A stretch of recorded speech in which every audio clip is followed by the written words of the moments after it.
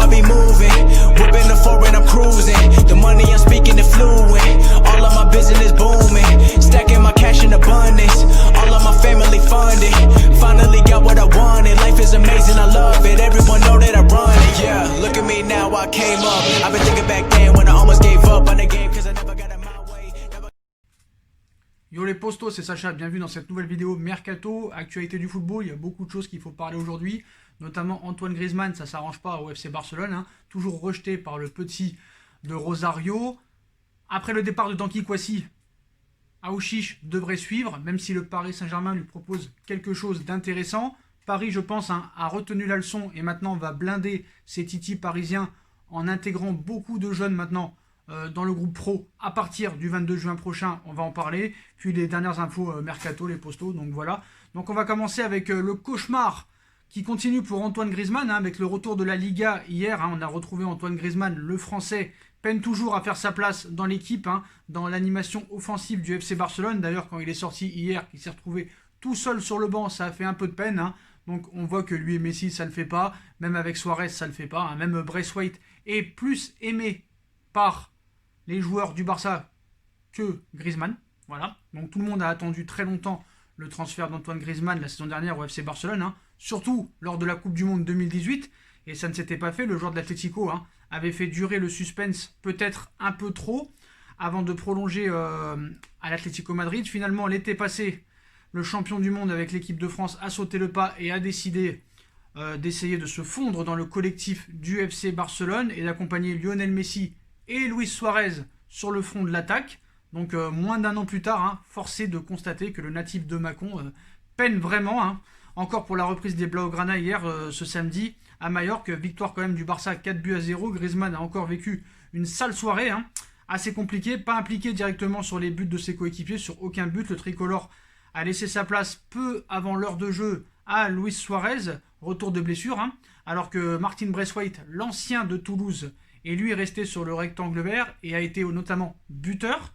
Le Mundo Deportivo n'est vraiment pas tendre avec Antoine Griezmann, forcément. Hein. Il a fallu scruter ce que disaient les médias catalans ce dimanche matin, notamment aussi Sport, hein, dans ses notes de la rencontre, qui a été plutôt conciliant avec lui quand même. Hein. On l'a peu vu, mais il a fait des mouvements d'une grande importance pour l'équipe. Dans le premier but, il a entraîné les défenseurs centraux dans sa course et a également participé au deuxième but de Braithwaite. Travail dans l'ombre, bien qu'efficace pour ses collègues. Mais Mundo, de son côté, dans ses pages intérieures, a été moins gentil avec la prestation du Français que le journal a qualifié d'insuffisante. Il est entré en retrait alors qu'il aurait dû permettre au Barça de mener 2-0. Remplacement mérité, peut-on lire. Il reste maintenant quelques rencontres 10 exactement à l'ancien de la Real Sociedad pour essayer de faire passer sa raison dans une autre dimension. Mais je vois pas comment Antoine Griezmann va pouvoir continuer au FC Barcelone dans ces conditions. Il a été acheté 120 millions d'euros. Après Coutinho 160, Dembélé 120 et Antoine Griezmann 120, ça fait quand même beaucoup d'argent jeté par les fenêtres. Hein. Voilà. On passe un petit peu au mercato parisien, hein, et à Lorenzo Pellegrini qui n'a aucune intention de partir. Hein. Donc deuxième meilleur passeur du championnat italien, Lorenzo Pellegrini ne manque pas d'éveiller l'intérêt à l'approche du mercato. Sous contrat à la Roma jusqu'en 2022, le milieu pourrait quitter la Louve à une condition, hein, payer la clause pour racheter ces deux dernières années de contrat.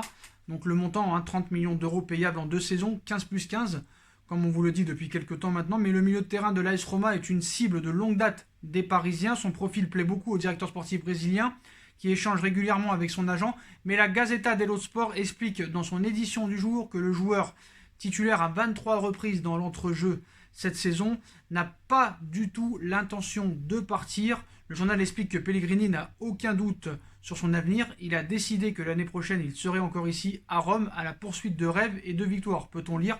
Moi, je pense que le projet de l'AS Roma, pour l'instant, il n'y en a pas vraiment.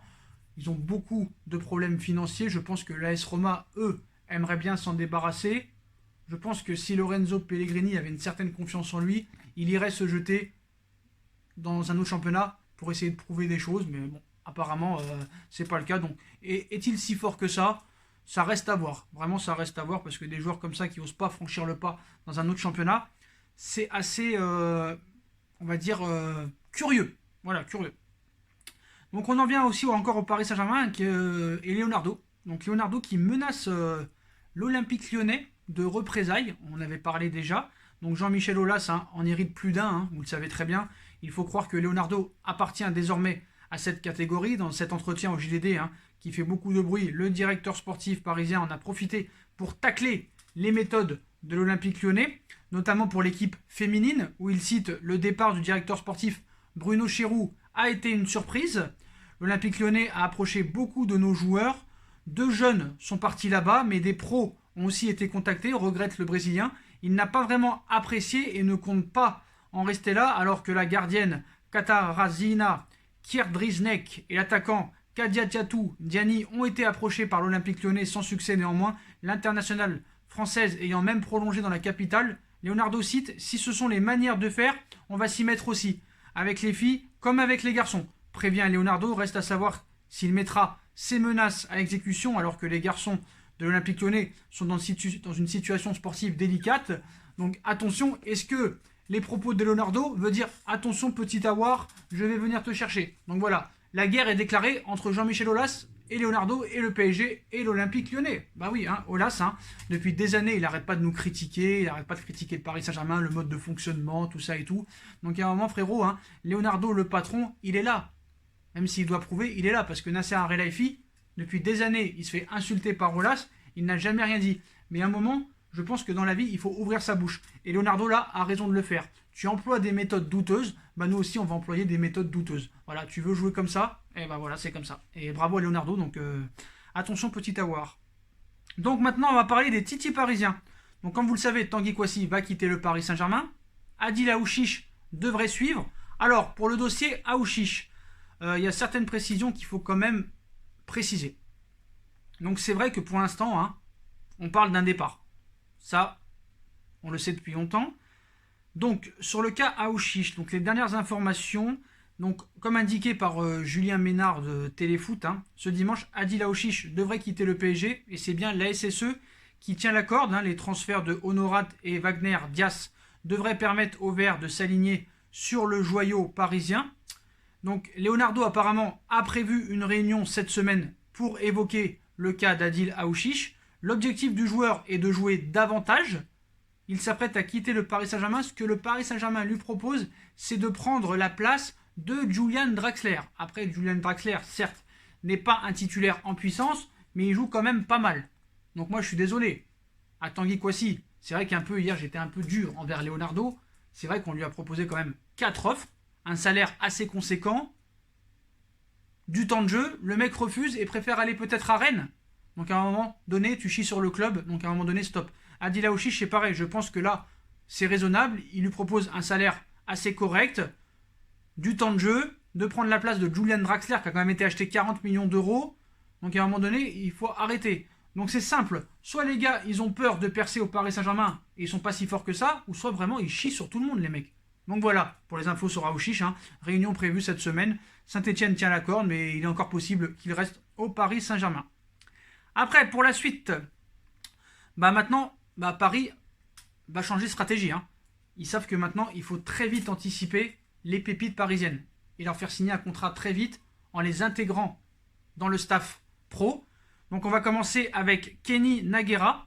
Donc alors que les premiers contrats professionnels fusent ces derniers temps chez les pensionnaires de Ligue 1, le PSG serait sur le point d'en faire autant avec Kenny Naguera, 18 ans, selon les informations d'RMC Sport. L'attaquant des U19 du club de la capitale a trouvé un accord oral avec ses dirigeants. Le média précise que celui qui compte 2 apparitions en Youth League devrait paraffer un contrat de 3 ans avec le Paris Saint-Germain. Il ne manque vraisemblablement plus que l'officialisation qui devrait intervenir après la reprise de l'entraînement de l'équipe U19. Donc voilà, une petite pépite, Kenny Naguera, ça devrait se faire, donc ça c'est quand même assez bien.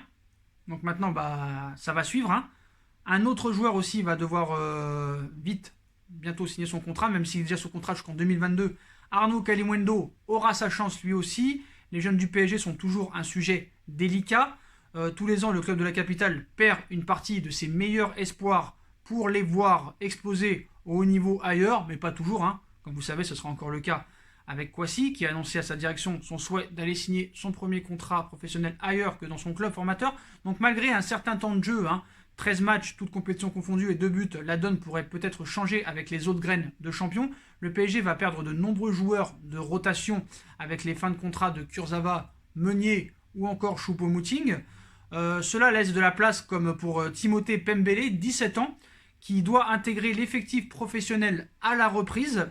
Le latéral ne sera sans doute pas le seul car d'après le Parisien, Arnaud Kalimuendo pourrait bénéficier de temps de jeu pour la saison prochaine. L'avant-centre de 18 ans sort d'une énorme saison chez les U19 avec 30 réalisations en 25 rencontres. C'est quand même pas à négliger. Sous contrat jusqu'en 2022, le joueur qui s'est déjà entraîné cet hiver avec le groupe professionnel dispose d'une option pour prolonger d'1 an. Il est déjà sous contrat jusqu'en 2022. Donc voilà, Paris ne veut pas faire les erreurs du passé. Pareil pour Timothée Pembele. Xavi Simons, on espère qu'aussi il sera intégré très vite.